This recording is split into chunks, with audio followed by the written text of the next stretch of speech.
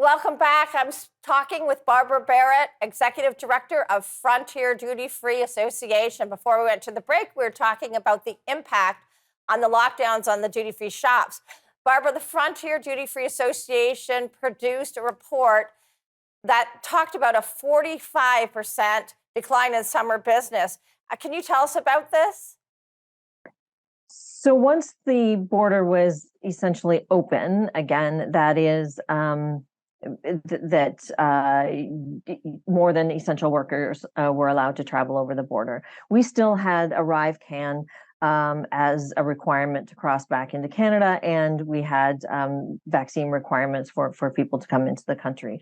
So for us, really, the border was not completely open yet. There wasn't that free flow of traffic that we depend on 100% for our business to be viable. So even though the border was technically open, it really wasn't open for us. So in our high season, summer season, we were still 45% down across the board, across Canada. And after 20 months of being essentially shut down, this is still devastating. We weren't on the road to recovery really until this October, and even now we're just celebrating being just 25 to 30% down across the board. Wow, just devastating. Barbara, you were instrumental in creating momentum around the efforts to drop the ArriveCAN. Could you tell us a little bit about your efforts there? I know that Mayor Diodati from Niagara had commended you on how your efforts were to remove this. Could you talk about this and how the ArriveCAN app impacted the duty-free shops? So I don't want to take any credit myself on that. I give all the credit to the mayors who dug in and they, I mean, really, as border communities and border community businesses didn't have a choice but to speak out about the ArriveCAN app and the measures on the border. That border is very, very special. It's a gem that we have this in North America. And to have it shut down like that, it was just devastating on the border community. So I commend the mayors for all the work that they did. They were not shy about speaking out, and ultimately the federal government listened to them. So I give all the credit to Mayor Diodati and to his mayor colleagues for getting that done. The second part of your question, I think, was what effect the ArriveCAN app had. Yes, absolutely. Yeah. So it stopped the habit of people driving back and forth. It became cumbersome to drive across the border. And that's not how a border community works. Border communities need that sometimes people in border communities go back and forth, a number of times in a day, but that was stopping. Additionally, it stopped the habits of Americans coming up because they were afraid of having to use it, didn't know how to use it.